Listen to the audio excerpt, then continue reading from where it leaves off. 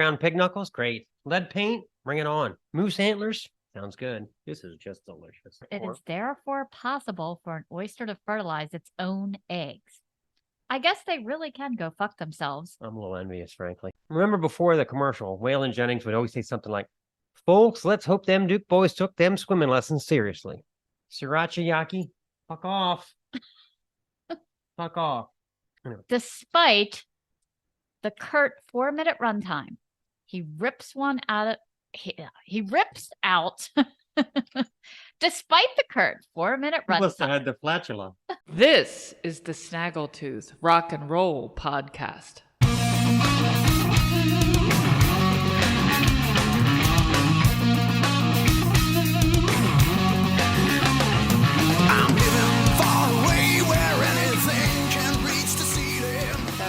Definitely been one of those weeks.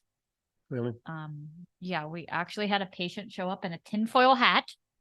I mean, everybody jokes about wearing this lady actually wore a tinfoil hat to keep her brain safe from the aliens. Yeah. And what about the paper bags thing? And she carried around paper bags, to sit on in case, there were bugs or lice, because you often find them in a doctor's office.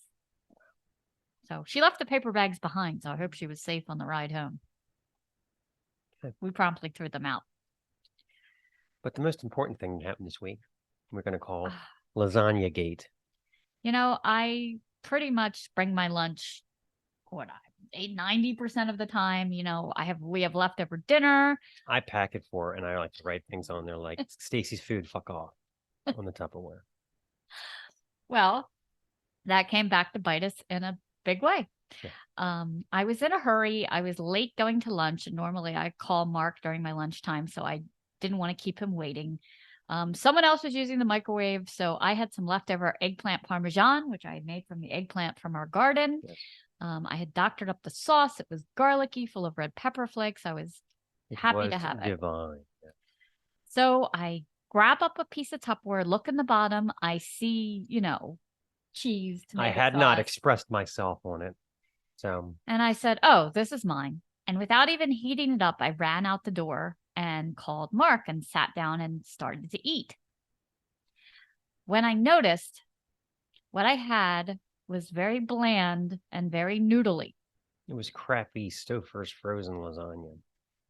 At this point, I get a text message on my phone from a coworker going, "Are you eating my lunch?" Which, in fact, I was. Now, I will say this girl is pregnant, and I felt really bad about it. I immediately said, "Oh, please enjoy my eggplant parmesan. It's really good. I made it myself. It's full of sauce and parmesan and mozzarella. It's excellent." She said no, she didn't like eggplant, and continued to bother everyone in the office. No. She walked in on the doctor who was in the middle of an exam and said, "Stacy ate my lunch. This is a grown woman did this." So it turned into such a riot of sorts that the doctor had to stop what he was doing and buy her lunch. And someone else also brought her mozzarella sticks, and she cried with joy over the mozzarella sticks. Again, I offered my apologies. None of this is exaggerated. I offered to make her lunch the following day. She said no because she didn't like my cooking, like she's ever eaten my cooking. She'll eat your brownies. So yes, to make up for it, I made a big pan of brownies and brought them for everyone who suffered in the office because of Lasagna Gate. We will never forget. We will never forget. We will forgive, but we don't forget. Lasagna Gate. Anyway, yeah, Tales from the Nut House.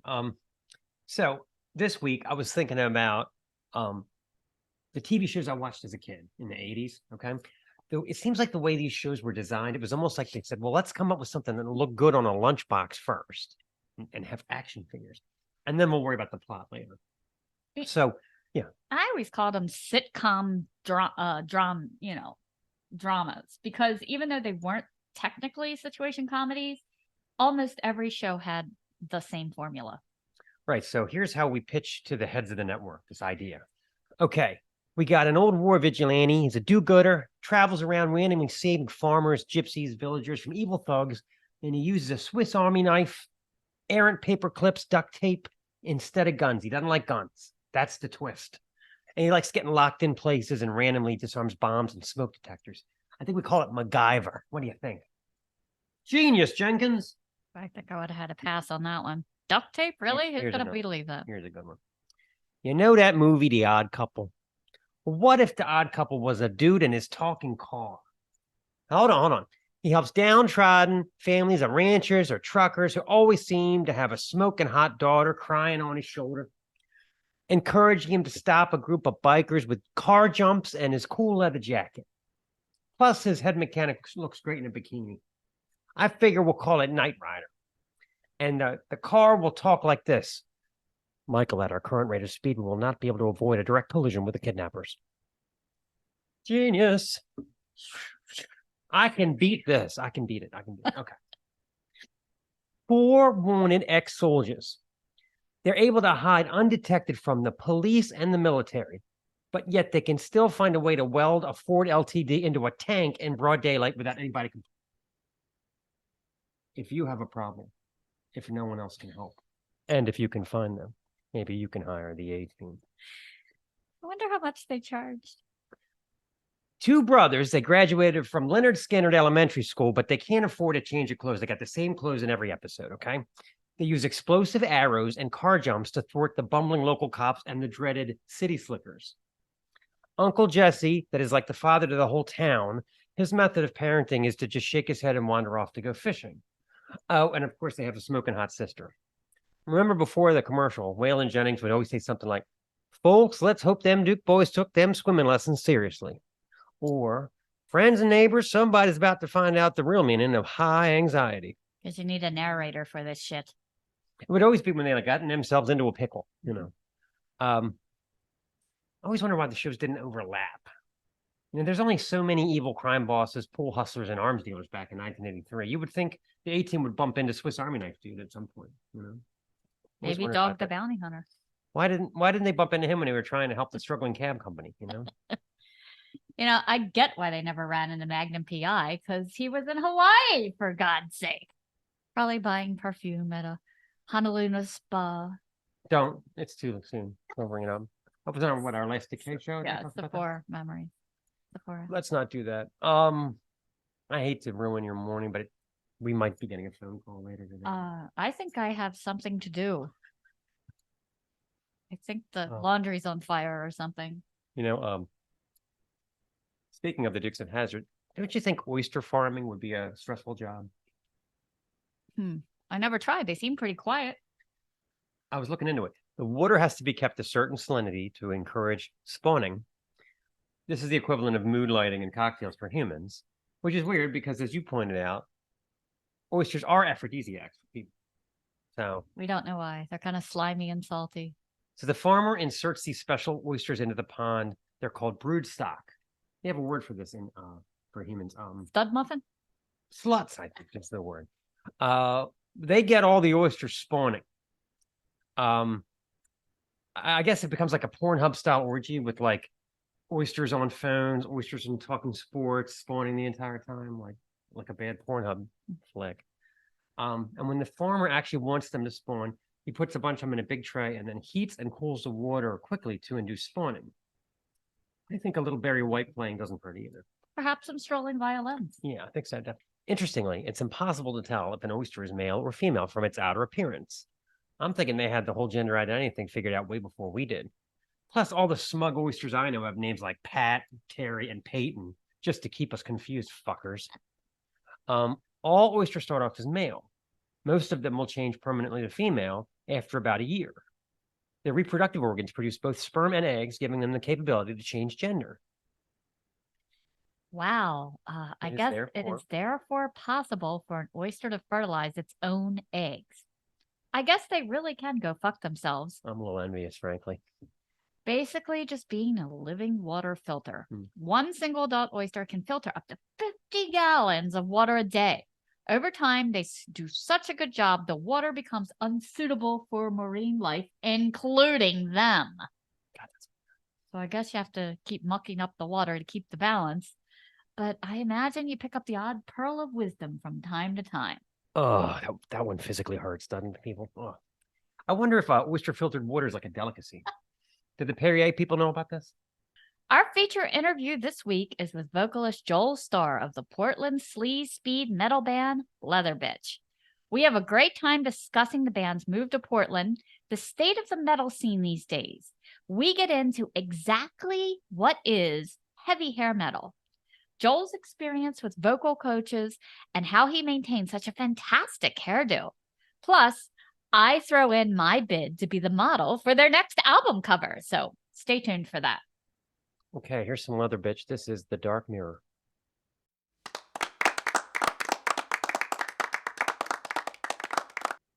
I hear that band's from Portland. Really? You don't say. Okay, let's talk about Patreon. Had a rather busy week this week with Patreon. I got the GBH thing up. We just uploaded the Tomato Forest video. Yeah, and I think I'm going to do another recipe straight from Home Chef for you guys this week. Very good. And I've got 3 or 4 extra collectibations from this week's show that I'm going to add on to. So remember, becoming a Patreon helps support this show, keep us going, keep bringing you great content, keep updating our equipment, replacing my Vegetti, which appears to have gone missing. I don't want to alarm anyone. I might have to spend upwards of $5 replacing it. But anyway, your contribution helps out the show and it costs you less than your Starbucks. So get on it, people, and get to our exclusive content for you. Okay, I'm going to start off the next joke with the punchline first. You know what would be really neat is to find a use for all these discarded intestines. Ah! Said no one ever. I guess a lot of people, maybe. So here's the full joke. All right. What kind of sadist / culinary genius came up with the idea for sausages? Apparently, they go back 5,000 years or something. Sort of like the guy who invented stuffing chunks of bread into the ass of a dead turkey for Thanksgiving. Happy Thanksgiving. Some butcher at some point had to say, you know, it'd be great if we could find a use for all these discarded intestines. Thank you. $6.66 a month. Sausages literally go back at least 5,000 years. Some experts say even longer, but there just wasn't the written history. So figure back to some Sumerian who was trying to figure out, sans frigidaire, that stuffing your excess meat, everyone has excess meat, or maybe leftover meat, into intestines and salting it. Therefore, it would last longer. Plus, it turns out that it's tastier and provided much needed intestine recycling. It's delicious, but that's an odd way to come about. You know, with most foods, we actually like to know what's in it. Scrapple and sausage are the only ones where we prefer not to know. I love it, but I don't want to know. Don't tell me. Ground pig knuckles, great. Lead paint, bring it on. Moose antlers, sounds good. This is just delicious. The fact that meatless sausages exist is, to me, proof of the pending apocalypse. It's a complete oxymoron. It's like having orangeless orange juice. Also, is there a reason why there are about 400 different types of mustard these days? I like them all. Yellow, Dijon, horseradish, honey, Creole. I've even seen beer cheese mustard. Christ, I think I saw ketchup flavored mustard at Harris Teeter the other day. They're just messing with us now. And they mix up the condiments together and sell them in one bottle. Heinz has mayo chup, which is mayo and ketchup. Cranch, ketchup and ranch. And mayoracha, mayonnaise and sriracha. I'm not sure at what point you stop being a condiment and start being a dip. Just very thin line. I bet there's a whole department dedicated to coming up with spiffy names. Come on, Johnson. These are condiment combos. Get into the frenzy. Tortabi? That's what, tartar sauce and wasabi? Uh-huh. Great for dipping your sushi in. Tabasconaise? How about Worcestershire? Sriracha yaki? Fuck off. Fuck off. What the hell does he want? Sorry, cat interruption. Sriracha yaki. How about peri peri de gallo? Peri peri sauce. Not that was a pretty good one. Peri peri de gallo. Would you like our signature peri peri de gallo to go with that? How about mousse de salsa? Which is something nauseating. Yeah, it does. Ugh. Somebody will like it. Oh, look at this. Speaking of nauseating. What a seg. Hello, this is Mark. Hello, could you direct me to your review department, please? Why don't you just direct him back to a dial tone? Stu, it's been like nowhere near long enough.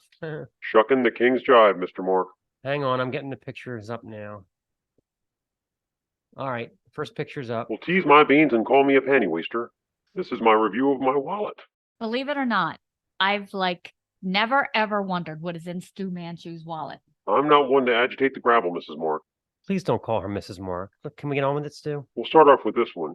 Even the curtain climber should remember Shooty Babbitt, the best dang second baseman the Washburn Ichabod's ever You're had. carrying a Saddam Hussein trading card in your wallet? You think I'm a flattergrackle, but Shooty was the ginchiest. What form? Never Four out mind of the five. dictatorship. Still grabs my hoopy knob, Mrs. Total Opposite of Mrs. Mark. There, you're the opposite of yourself.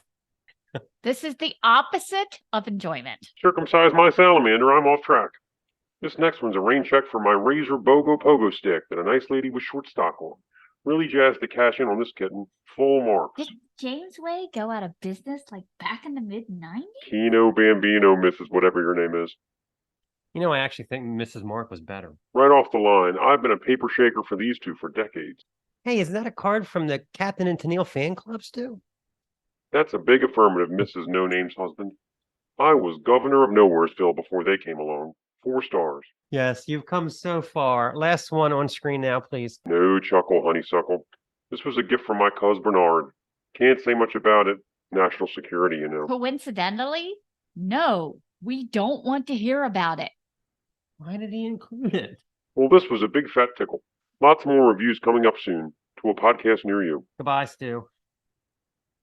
All right, Maybe- let's play a song and Yeah. wash that out of my memory. Maybe he should get a tinfoil hat. Go ahead. Why don't you introduce the song? Back to the music. This is another great leather bitch song, Shattered Vanity.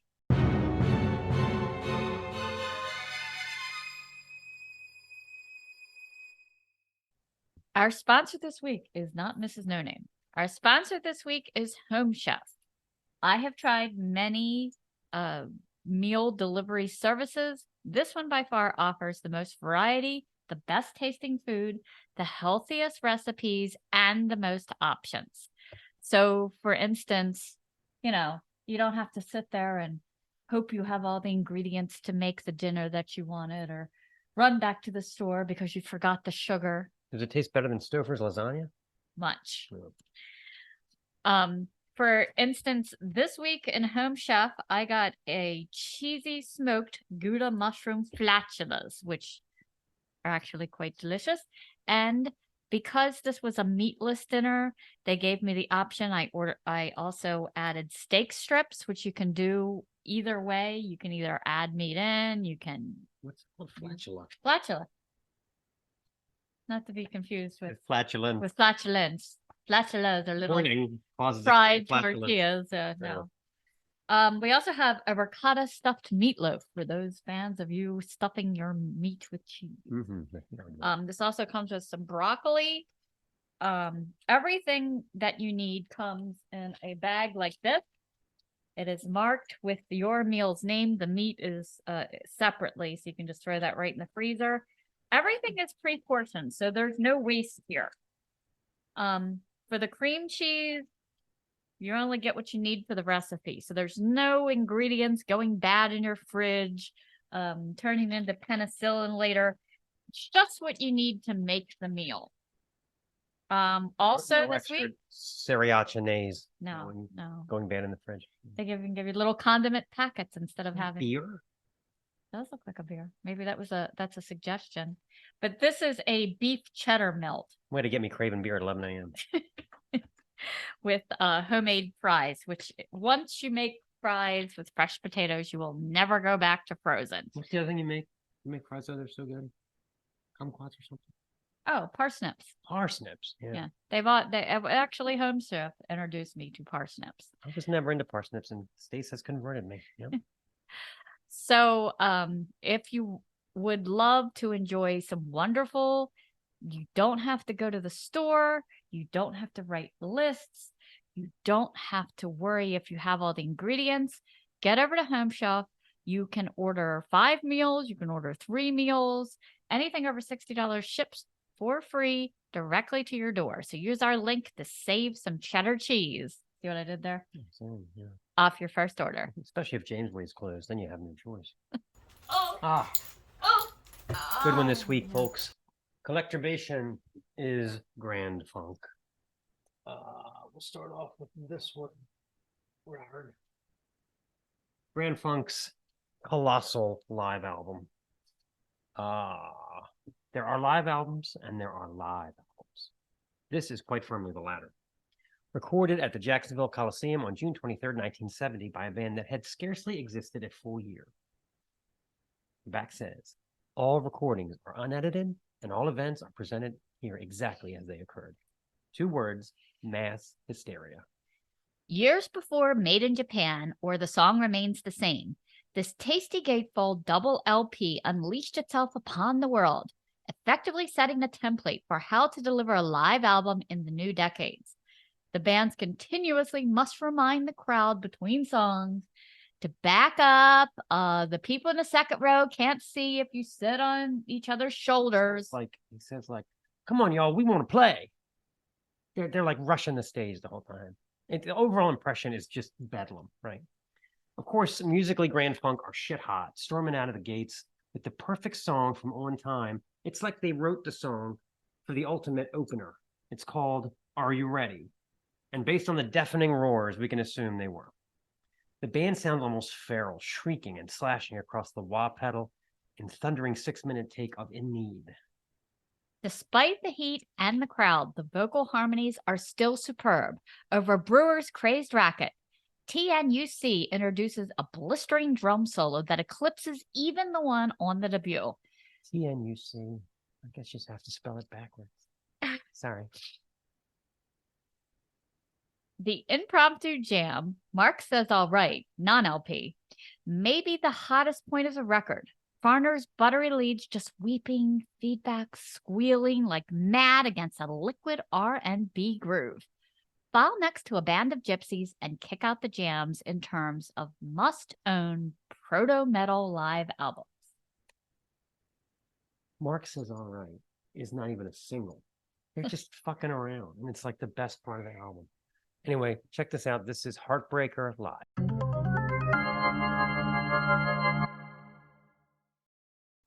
Okay, Collectorbation 2. I had to include this one because the record is so groovy looking. Grand Funk E Pluribus Funk. They're on the money. Okay. Grand Funk were so ahead of their time that by the time the golden age of heavy psych began to kick in earnestly, they were already on their 5th record. Housed in this handsome coin-shaped embossed album cover, E Pluribus Funk would be the final record under the nefarious management of Terry Knight's Drop the Cash for a Rolls era. The rigorous touring and bitter squabbles over finances don't affect the album's potency, however. The shorter songs trim the album's runtime to a tidy 35 minutes, and it's all packed with the usual funk-laced bass grooves, ripping guitar solos, and fluid percussion that fans had come to expect from these 3 R&B gurus. The funk is as grand as ever. The funk of 40,000 years. Shacker's over-the-top groove and yeah-yeah-yeahs make Upsetter sound like the greatest song Free never wrote. Varner directs the lyrics in a slightly more political direction. Likely tired of singing about hippie bullshit and backstage blowjobs for the last few albums. What's wrong with backstage blowjobs? Anyway. Despite the curt 4-minute runtime, he rips one out of he rips out despite the curt 4-minute runtime. Must have had the flatula. Okay. All right. Despite the curt 4-minute runtime, he rips out one of his best barnstorming solos for No Lies. Okay, so the strings in the 9-minute closer, Loneliness, are a little schmaltzy. I'm just not a fan of that sort of accompaniment, but the band works itself into a fever pitch around the 5-minute mark, and it rivals any of their previous epics. Plus, who can go wrong with classics like the romping, organ-driven, foot-stomping music, another great opener for a live show, or the impeccable, wah-driven tribal sway of People, Let's Stop the War. I'm going to play that one for you in a minute. Grand Funk sort of lost me after this. The material after they split with Knight, went down a much mellower pop-driven alley. I don't give a fuck about the locomotions. I don't want to hear about. She's some kind of wonderful. I mean, ugh. Interestingly, there's sort of a King's X parallel here. King's X fought for years to get rid of their manager, Sam Taylor. And then as soon as they did, the quality of their music was like. So King's X, Grand Funk, totally different bands, different decades, but same result. At any rate, the 5 pillars the band forged from 69 71 are legendary for a reason, and they still sound great today. And on our Patreon page, I'm going to talk about. Look, I have not nearly as cool on CD. Wow. I'm going to review this album. Is it any good? I'm going to review. Maybe this is their best album, or perhaps the debut.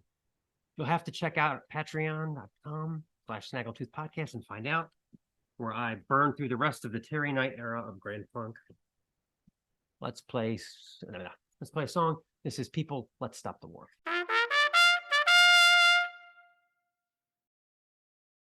So let's introduce the interview. This was a great one. It is a car interview, I will warn you. And we are definitely looking the part. Joe was great. He was so personable, and he had such great stories to tell about leather bitch and, how I can possibly become a leather bitch, as he was asked. So even allowed to skeek out. He never saw that one coming. Anyway, here's the interview. Check it out. Oh.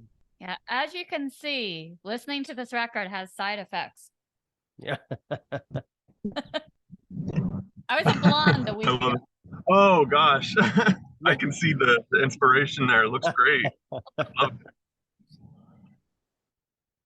it. In case you need new cover art, see, I'm ready. Yeah. I'll keep you in mind for sure. Yeah. So you started out as a band in 2015 in Los Angeles before moving to Portland, Oregon. So what kind of prompted the move?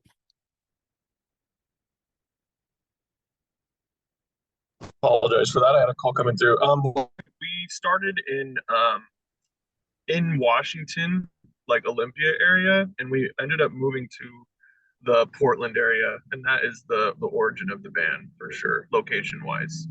Yeah, I was just are the two music scenes very different between Los Angeles and Portland? Yes and no. I think they're both very passionate music scenes, and they're definitely more notable than others, I would say, but they're very similar, I would say, just as far as like all the different subgenres of metal and just all extreme genres of music just kind of intermingling together as one. There's like a lot of unity. Right. So yeah, very, very similar. How did you come up with the name of the band and the spelling and all that stuff? Or who did? The guitar player, Patrick, he's the other member that sort of formed the band with me. That was all his idea, the name. It's based off of a Motley Crue thing.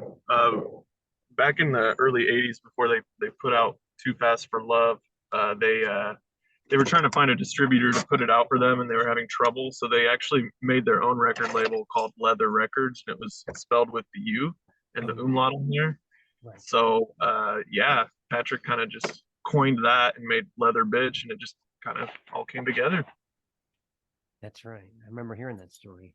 Yeah, it's a good idea because I don't think anybody else. Because when I first saw it, I was like, "Are they British?" I was so confused. I think we confused a lot of our European audience, and I think some of them were actually kind of offended, I think, for the incorrect use of grammar. But it's we think it looks cool. So What's funny that you bring that up, because when I was young, I remember an interview with Nikki Sixx where he said he got the umlaut in Crew from Motorhead, and then he changed it 10 years later and said it was from Lowenbrow beer. Oh God. So he I didn't remember want the to- one back here part. Yeah, yeah, but it changed was, the form, huh? he changes his story every time he's got a new book coming out or whatever, So, Yeah, that's how Mickey Six rolls for sure. Right, because we're getting too old to remember, I guess. So, Oh, for sure. I liked the first story better, coming from Lowenbrow. I'm like, who the hell drinks Lowenbrow? I'm like, yeah, Uncle? I don't know. exactly. Yeah. So, I know. I'm like, what's that?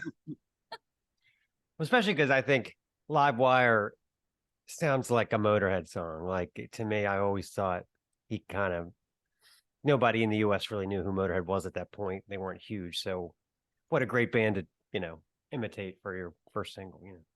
Oh, absolutely. Yeah, they made a great choice. Yeah, I hear a lot of Motorhead in that song. So. So, what would you say the ingredients of Portland Sleaze Speed are? Yeah, exactly.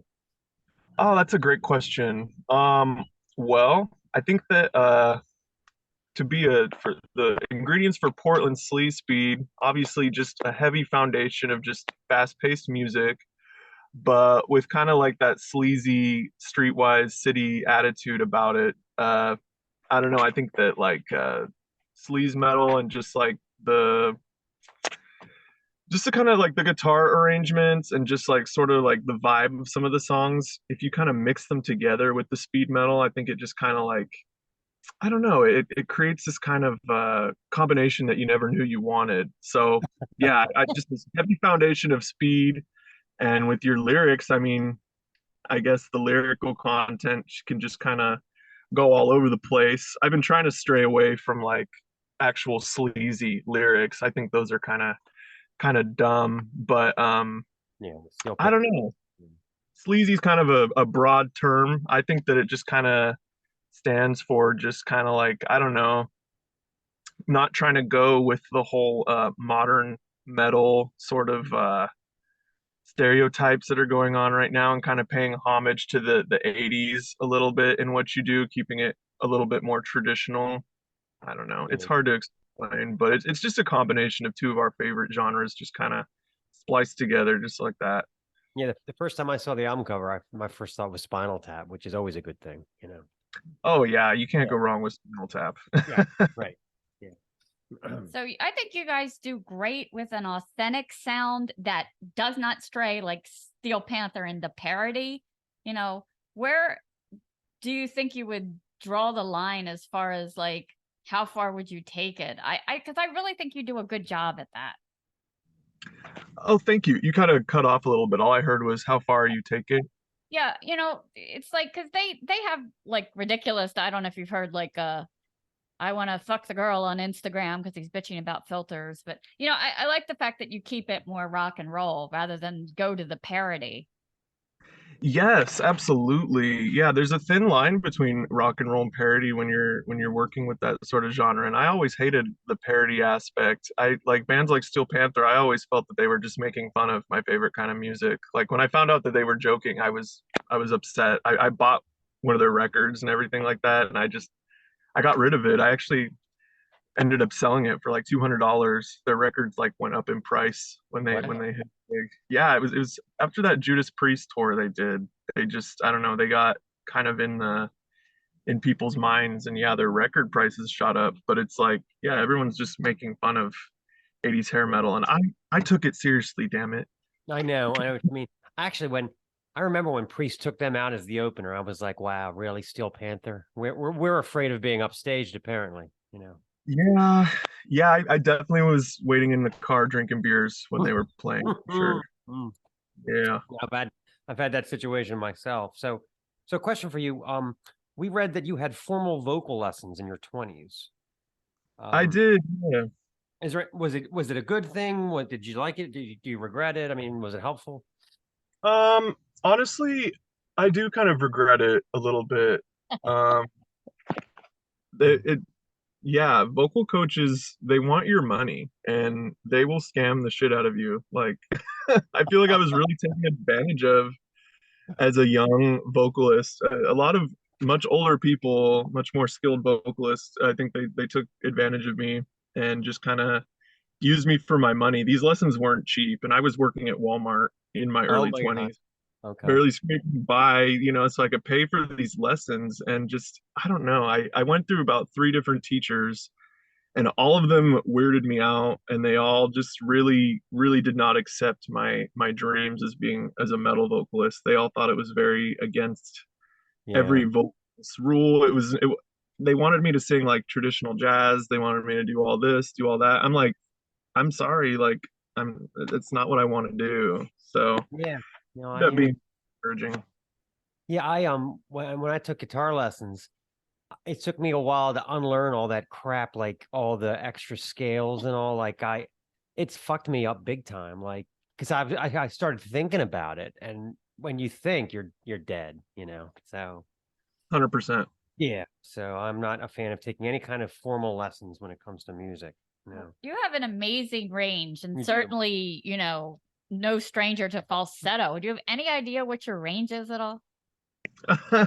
That's a good question. I wish I could tell you that. Haven't looked at that since I was last in vocal training. We used to pull out the keyboard and see where my lowest note was and where my highest was. If I could tell you what that was now, I have no idea, to be honest with you. It just, yeah, it does its thing. It works. you can shatter the crystal. That's all that matters. There you go. There you go. Yes. Yeah, and your performances are so almost theatrical. I'm like, does he have theatrical background?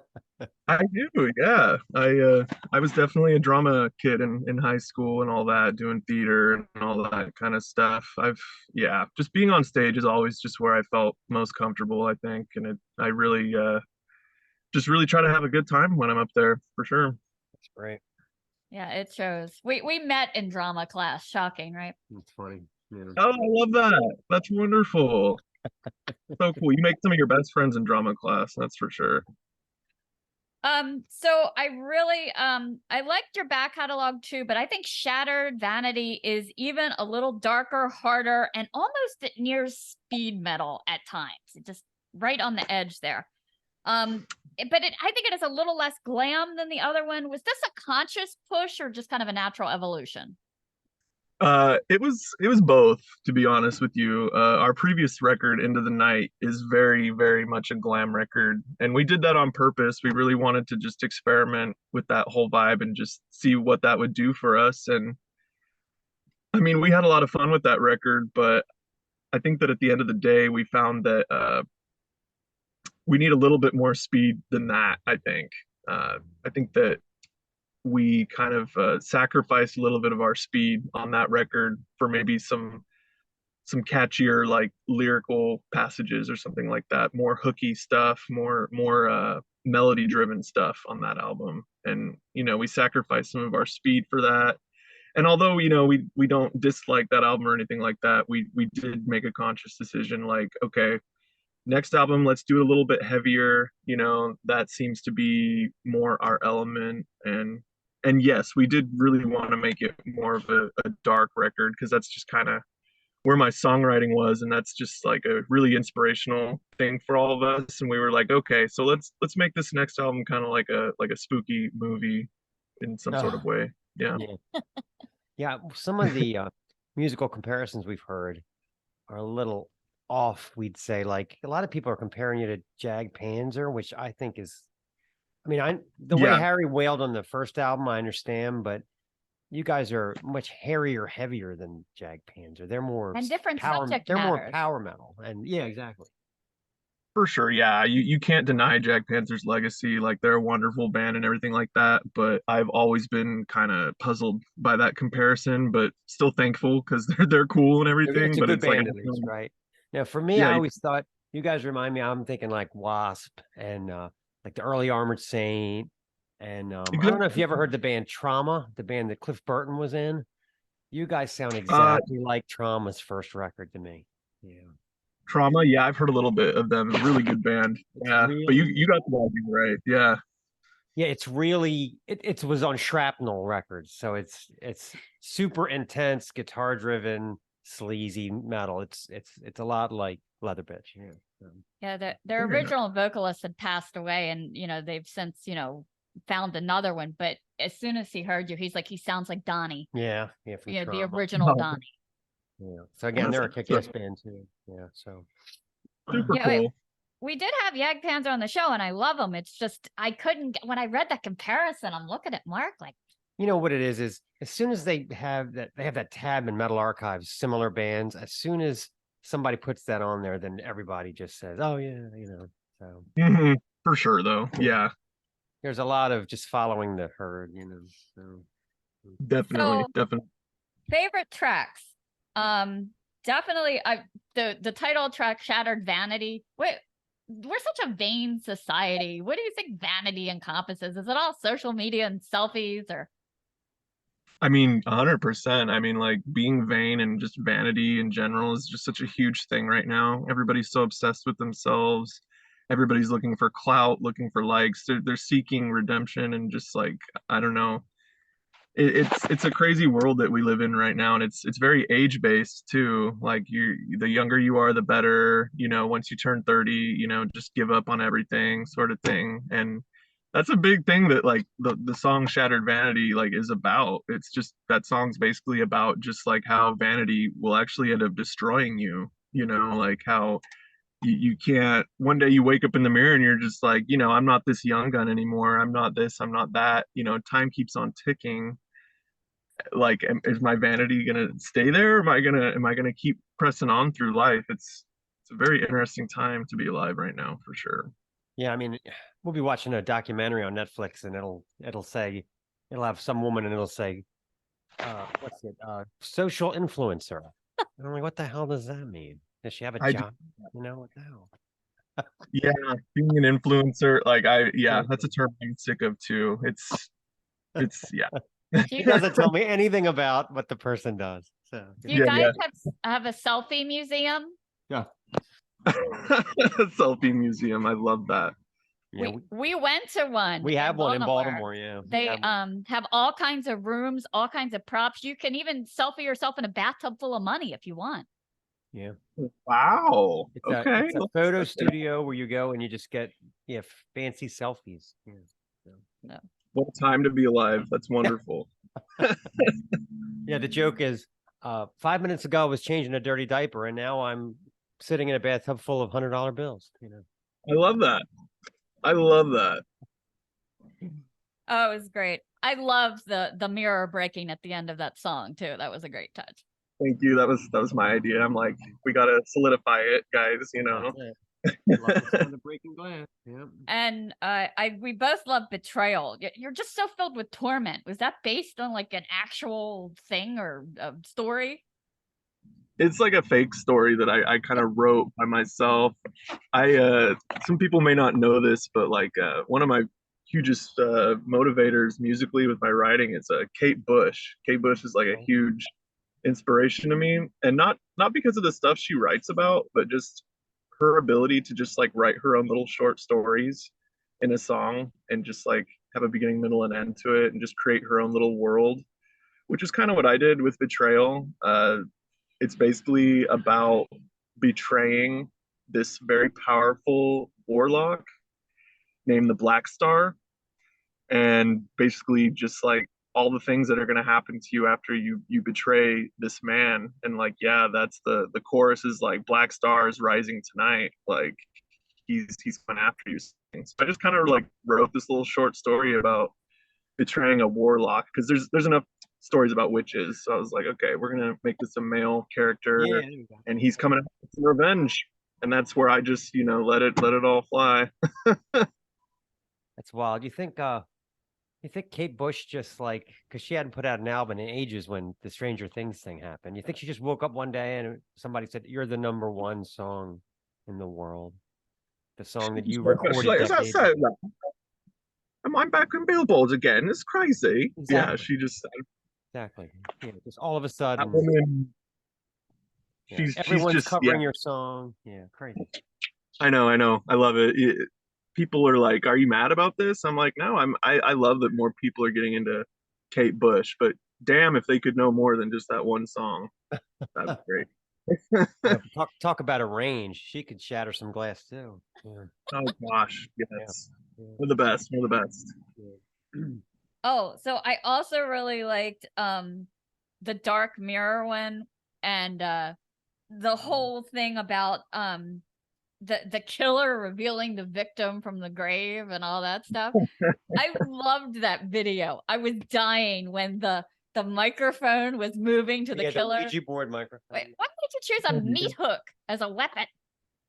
That's pretty savage. A meat hook, like not even a traditional weapon by any means. We're gonna do a meat hook. That was the director. He actually thought of that. He had a meat hook on hand for one reason or another, and yeah, we used that as a prop. But I'm glad you enjoyed that video. It was fun to make. Yeah. It was really good. The graveyard scene and everybody coming forth, and then she whips Thank- out the meat hook at the end, like aha. Yeah, I don't think Yeah, I Indiana, was really Indiana glad. Jones would have been as popular if he had used an ice pick instead of a bullwhip, you know. It would have been a totally different movie, you know. Yeah. Yeah.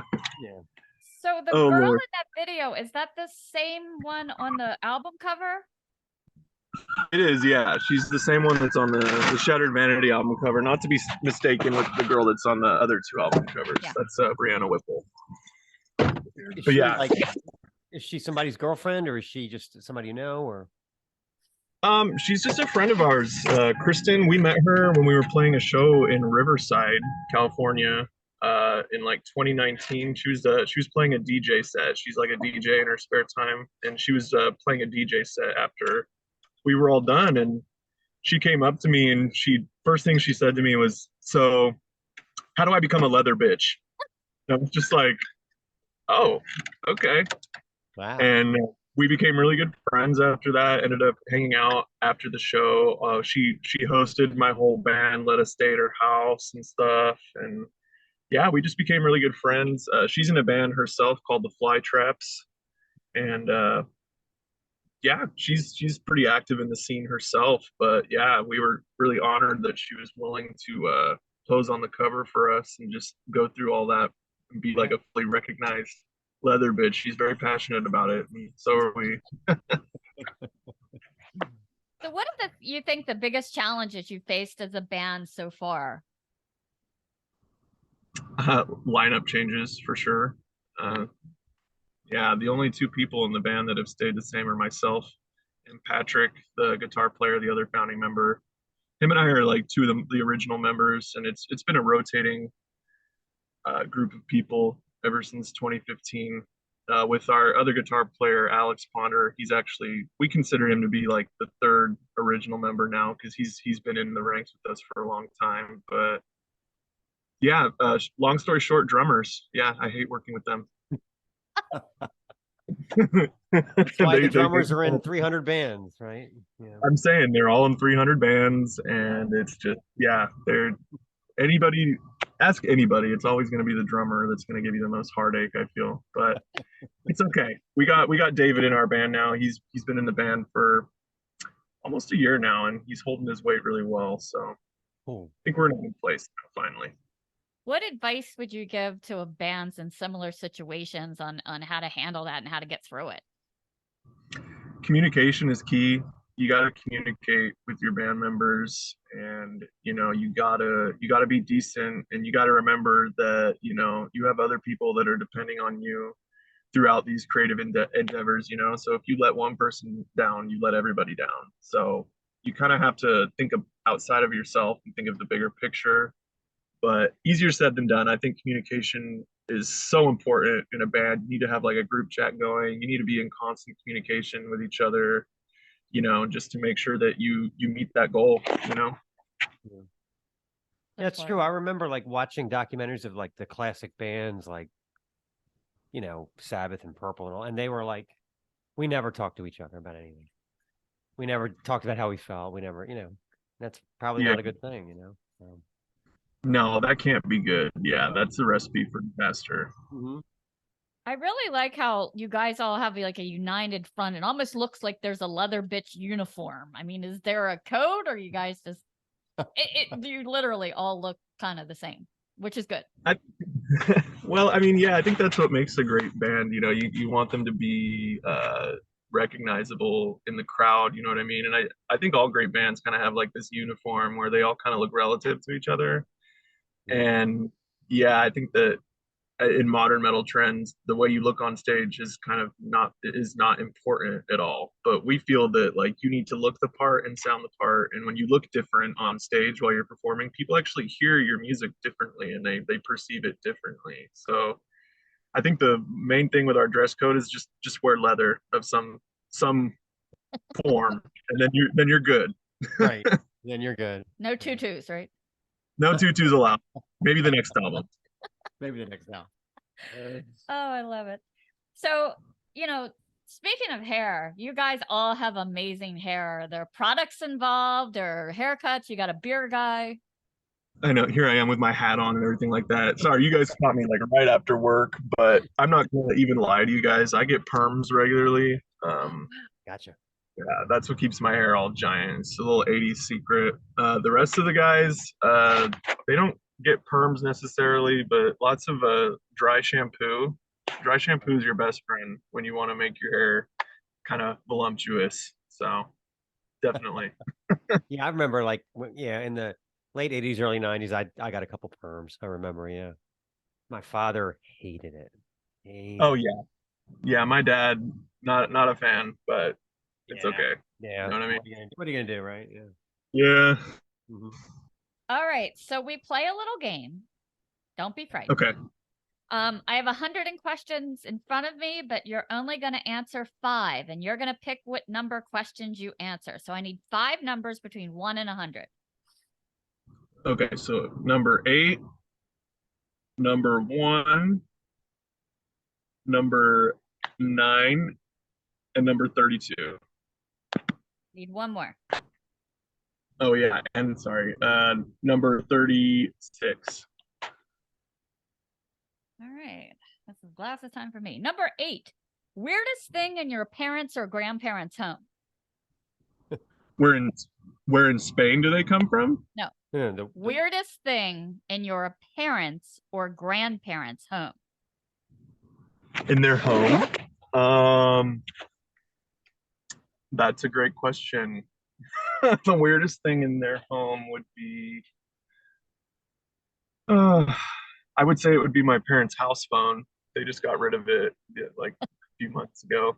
Um, um, um, um, um, I would say my mom got a portrait of herself done when she was about 6 years old, and it's like this giant oil painting of her with like creepy eyes, and it's in the garage, and that portrait is very haunting. I don't know why. My grandpa had it done by an oil painter in the 70s, and it's yeah, it'll be in my living room one day, I'm sure.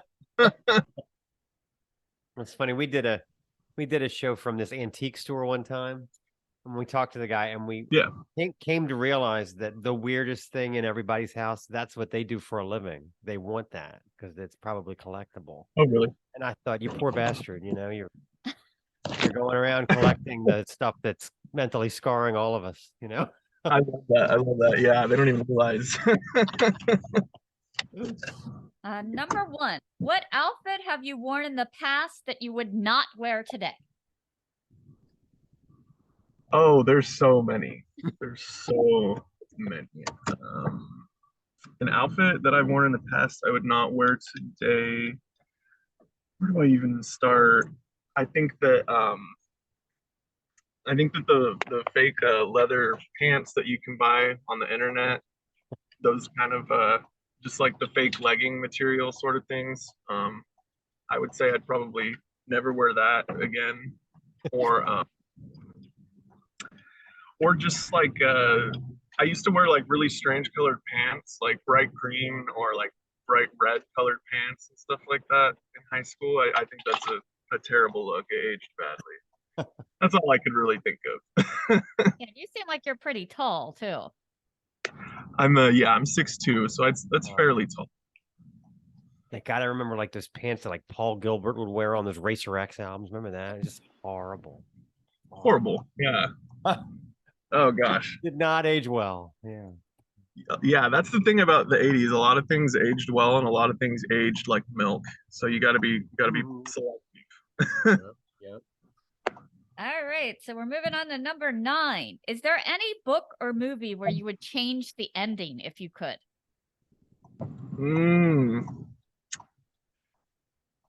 Well, I'm trying to think. That's a really good one. Trying to think of like a sad movie that I could have turned around. Let's see.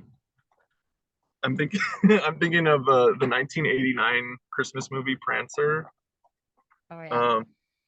I think that if I could have changed that movie, um, I would have made it to where Jessica Riggs' mom never died in the beginning, and she just lived a beautiful life and never had to deal with her alcoholic dad. And just became a wonderful, like, motivated person later in life. That's beautiful. I would change what's it whatever happened to Baby Jane. I would have had both of them arrested at the very beginning of the movie. Just rolled the credits because they're both crazy. Yeah. as fuck. Yeah. That would have saved the whole movie there. Oh. Yeah. That movie is it's out there. Yeah. All right, number 32. What food can you cook better than anyone? Oh man, I'm a terrible cook. Ask anybody. It's like a thing. People make fun of me, but I say that I make spaghetti better than anybody because I'm just an expert in boiling noodles and whatnot. So Boiling noodles. Yes. Do you jazz up your sauce at all? I add sometimes if I'm feeling crazy, I add a little jar garlic to it. That's about it. I only had one person in my entire life, and it was a boyfriend's mom. She burnt the spaghetti, and I had to sit there and like just push it around my plate and act like I was eating. It was Oh horrible. my god, she Oh, burns. you poor thing. It tasted. I don't know how. I don't even know how to do that. How do you burn? She did it. spaghetti? Wow. She was That's a not tough one to make. That is a tough one. 36. How similar are you to your parents? How similar am I? I'm very similar to my parents, especially my mom. My mom and I are very, very alike. But I also get a lot of my creativity from my dad and just the love for horror and macabre things. I definitely get that from my dad.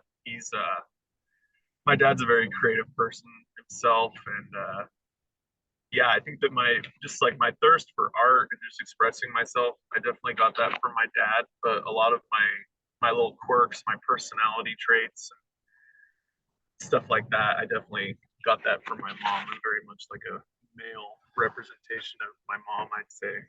But yeah, definitely very much their kid for sure. I'm constantly rooting through my parents' drawers looking for the adoption papers. So Oh man, I haven't I hope. found them yet. Hey, there's They still come- time. Did they come see you play? They have seen me play, yes, a few times. They've seen Leather perform one time actually. We played at the Ken Club in like 2018, I believe. They haven't been to a lot of my shows, but they've been to a couple for sure. I got a heavy hair question for you. All right, so Wasp canceled their tour because of Blackie's back problems. They Right? did. I had tickets. Yeah. Yeah. Well, okay. There you go. All right. So, should he have just sang sitting down, or was it better from just cancel the whole thing? What do you think? Personally, I think it's good that he canceled it. Yeah, I agree. I would have not wanted to see a half-ass performance from him, and I doubt he would have wanted to No, give his performance. we were He making probably- all these jokes about are they going to sing "I Sit Like a Beast" and I sit like a beast. not cool. I heard he wasn't even playing that song anyways, right? I don't Oh know. yeah, well yeah. There's that. Yeah. Anyway. So we saw you guys were did the Frozen and Time Festival in June. You were with a lot of our friends there. Oh, So yeah. A lot of the bands there have Yeah. been on the show. Yeah. yeah, we had Frozen. Yes, it was so fun. Had such a good time. Cool. Yeah, Traveler's been on the show. We've had Haunt. Haunt, Trevor. Trevor. Yeah, Trevor. Yeah, we love Trevor. Great guy. Great guy. So high energy he is. Yeah. Oh my Very gosh, yeah. It was great to interview him, but we were like 20 minutes in and we hadn't asked a question. He was just going. I was like, Just yeah, he's Sounds like so energetic. Yeah. I love that. I love that so much. So, did you guys make any new band romances while you were there? Yeah, just- Any new band romance? Well, discover anybody that you didn't know about, I guess. Yeah. To be honest, I was pretty familiar with everybody that we played with on the bill. I would say one band that I really got my eye on now is Crossed Hearts. They played the same night as us, and they're also actually on Shadow Kingdom Records, like us. And You're great lady. being able to see, yeah, yeah, we love it. Being able to see Crossed Hearts live. How is it work? How is the label working for you? You have good experience with them?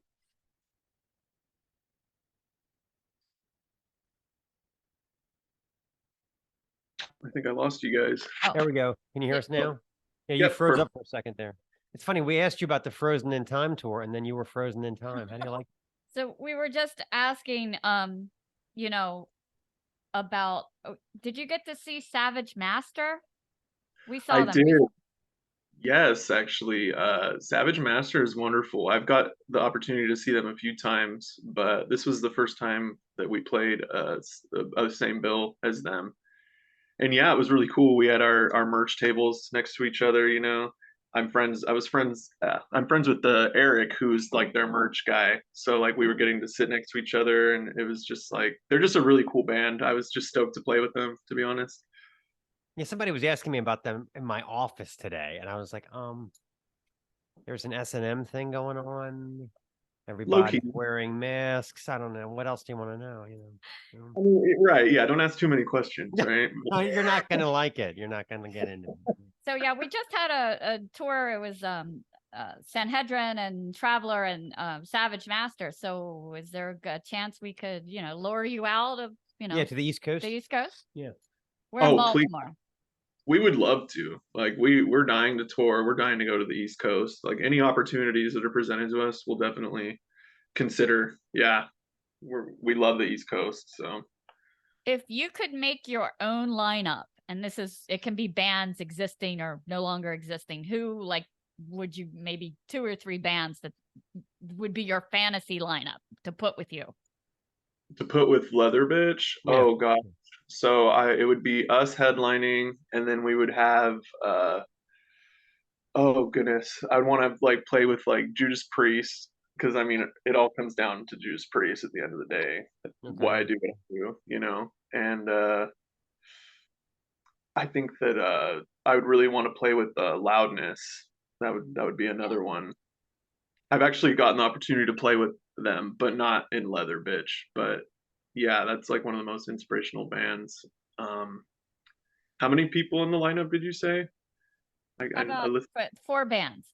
4 bands. Okay, so my band, Judas Priest, Loudness, and then we would put like I would put Solicitor in there, which is another Portland local like speed metal band, kind of relative to ours in a way. I really love what they're doing, so I think that it would be like a really cool lineup to have us all together for sure. That's my fantasy lineup for sure. That'd be awesome. Yeah, I saw Loudness in 1985. They opened for Motley Crue. Yeah. That's such an iconic tour. People tell me about that tour all the time. I have like a reprinted shirt from that tour, and I used to work at the airport, and I would always have people telling me like, I went to that tour. I saw them with Loudness, and Yeah. I obviously wasn't alive yet, but it looked iconic, looked amazing. The takeaway was, wow, Motley Crue kind of sucks. That was I the love that. I love Yeah. that. Yeah, because I mean, Loudness was so tight and so perfect, and Akira was like Eddie Van Halen on steroids. come It on, just, yeah, they should have never had them open for them. I'm saying, and like, Yeah. yeah, Motley Crue literally like has 5 really good albums. They're great albums, but Loudness is like And they're at just that time when they were so hungry because they were in America, it was like they were ready to conquer the world. And when when Vince came stumbling out half drunk, I was like, okay, this band kind of sucks. Well, this was great. Oh, it was awesome. So Yeah. we're hoping maybe to get you guys out there. You know what? We were in, I guess, last December. We were in Oregon very briefly. He was on business, so I just went along. Right. IPAs are fantastic there. Oh yeah, and the coffee too. Yeah. Yes, IPAs and coffee and strip clubs on every block for Oh. you here. Yeah. Yeah, Maybe there'll be a leather bitch beer at some point. yeah, absolutely. That would be great. Yeah. It seems like every American black metal band is coming out of Portland now. It's just there's Yeah. so much of that. It's true. Yeah, there's a lot going on out here. Portland has a very hungry and very passionate music scene, especially in the heavier aspects of it. Yeah. But yeah, it's a lot of fun. Yeah, we were very impressed. We went out one night randomly, and this place was off the hook. It was like we split a burger, and it was like almost too much food. It was like stuff falling off of it. It was awesome. The guys have That's- amazing food.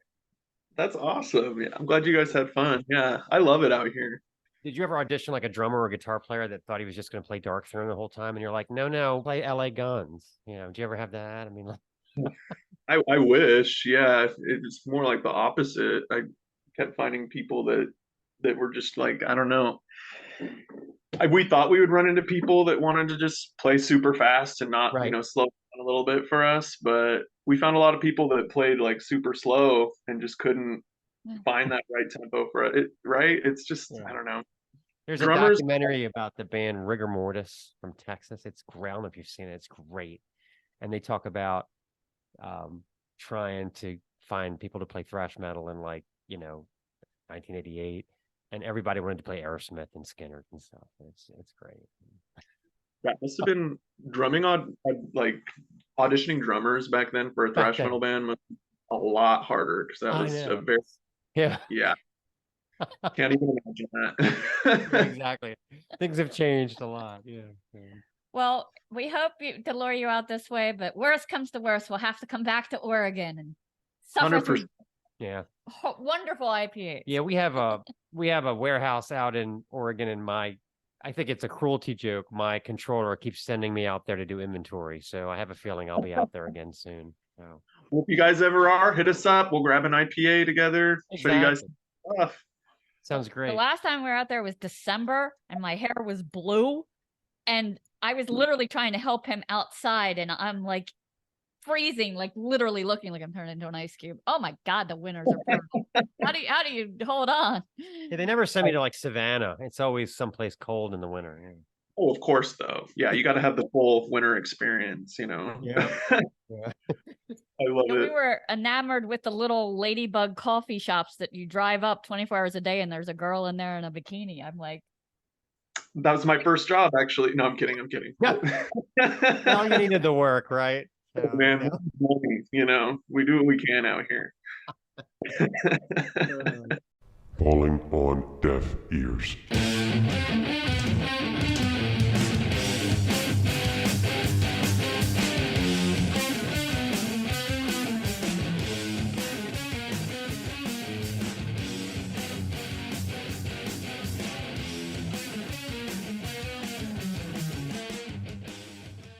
Okay, Deaf Ears 1, Blue Ricky, and the album is called BR. This is a fresh take on a familiar style. BR is the fourth release from the Charleston, South Carolina's Blue Ricky. Since forming in 2019, the band has honed their garage punk craft to a fine edge, dispensing short, spunky, and often self-depreciating songs in the vein of classic monikers like Circle Jerks or Zero Boys. Frontman Ben Somewhere. God, that's a good name. I could be Mark Nowhere. I might be Mrs. Nowhere. Could be Mrs. Everywhere. That sounds stressful, though. Anyway, frontman Ben Somewhere is proving quite the architect of short, potent slashers. Its 14 songs span a scant 20 minutes, the band showing a knack for gruff yet melodic vocals and a real flair for pop hooks and chord economy. BR coaxes a lot out of a little and makes it sound easy. The blue-collar anthem, Gotta Do the Work, is a good representation of the band's style. Somewhere bludgeoning us with the chorus while sawing out Ramones' adjacent riffing. Would you, could you incorporate some playful synth lines and sunny whoa-has demonstrating BR's occasional power pop tendencies? The album's tour de force is the Born to Lose speedball, I Just Die, spewing angst like, last night was a mess, fell down on my ass, and no one came, another disappointing day. So Never Never sounds like T-Rex's Solid Gold Easy Action. So It does. It sounds hey, we're not looking to cure cancer with this stuff, but for fans of aggro, power pop, and classic punk with a modern flair, BR delivers the goods. okay. So let's play some Blue Ricky. This is I Just Die.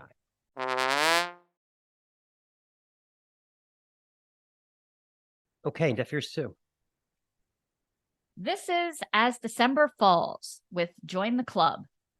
Initially, I thought this band was way too pop for me as my taste runs a bit heavier. Shocking. However, the cheerleader style of this female-fronted pop-punk band from Nottingham, UK is infectious. Same town as Hip Priests. The pop sensibilities are there, but they are never cheesy or bubblegum. The songs kind of sweep you up like a friend in a convertible on a summer day. At the center are their pulsating drums and an emotional and melodic vocal performance by Bethany Curtis. I find her style a blend of Perry Moore's Hayley Williams and a snip of Avril Lavigne's emo-ness. They include shades of nu metal, throwing in some industrial beats and a few guitar solos here and there. Although I keep trying to hear more guitar in the mix, but it appears and disappears like the sun on a cloudy day. You know, I've never had a friend pick me up in a convertible ever. Really? I don't know any friends with convertibles, so Sorry. I'm a little sad. But anyway, you still have to appreciate the work it takes to break into the limelight on your own with no label. ADF is their label, and no professional management at the helm. Still, this DIY bunch managed to hit number 11 in the album charts, missing out on number 10 to Taylor Swift by 114 units. My favorite tracks are harder cuts like Carousel and Mayday. Part of me wants them to go even a little Carla Harvey or a little more growly, like another UK band that starts with As, that is my personal obsession. Is it sad?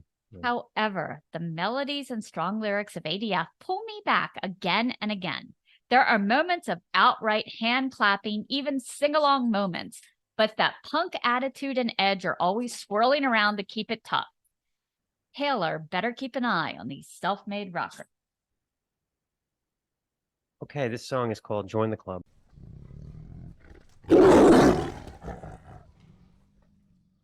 Okay, Deaf Ears 3 is St. Agnes with Bloodsucker. On St. Agnes's Discogs page, it says they are about witches, B-movies, Satan, leather, cowboys, and UFOs. It also says, this is a coven, we want your kidneys. We could probably just end the review right there. I mean, I was sold, but I guess if you guys are going to be sticklers for their roles, we'll talk about it a little bit more. The third full length from this crazed London four-piece. Glance across the song titles to get the vibe. Middle Finger, Body Bag, At War with Myself. Do I really have to go on? Yeah, what people? Come on. You'll get down-tuned guitars and crashing drums and Kitty Austin's lyrics about not giving a shit about what you think. The raging title track drops more F-bombs than Jonah Hill and the Wolf of Wall Street. There's a surprising range of texture and emotion on these 11 songs, from betrayal to hatred to apathy to rage. I tell you, sometimes it's like the 90s all over again, from the corn-inspired pogo of I Mean Nothing to You, which I'm going to play for you in a minute, to the Rage Against the Machine-esque vitriol of I Am. The introspective vocals and keys of This Is Not the End gives us a chance to collect our thoughts a little, but don't get too comfortable because the band is soon slamming our heads against the wall again with the massive drums and chorus of Follow You, as well as the aforementioned Body Bag, which features the vocals of Mimi Barks, and guess what she does, in case you were wondering. So suffice to say, St. Agnes ticks all the boxes. Bloodsuckers will restore your faith in depravity, quit your job, and become a roadie. It kind of explained it a little more when I found out that Kitty wrote this in the wake of her mother's untimely death, because there's a lot of angst here. All right, let's get in the Wayback Machine to Woodstock 99. This is I Mean Nothing to You.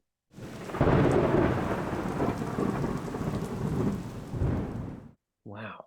We covered a lot in this show. A lot of good music. A lot of good music. Yeah. We covered Tinfoil Hats and Lasagna Gate. Never forget it. Forgive, but don't forget. We had a horrible phone call from Stu Manchu. Oh, God. Yeah. We're trying to forget that one too. I'm a little nervous about the flatula now. Making that. So. More Grand Funk than you could probably handle. Yeah. What a band. They had like 12 platinum albums in a row or something, and nobody knows who the hell they are in this day and age. This has been the Snaggletooth Rock and Roll Podcast. Special thanks to Joel Starr for appearing on the show and explaining to us what shattered vanity means in this current society. Great show. Great record. The Snaggletooth theme, courtesy of Jens Kemgren. Deaf Ears theme by Tim Green of the Fucking Champs. Season 3 art, courtesy of KC Angel. You can find his artwork on Instagram. Also, make sure you check out Leather Bitch as well as our Deaf Beer bands, as well as our Deaf Ears bands, St. Agnes, As December Falls, and Blue Ricky. All content 2023.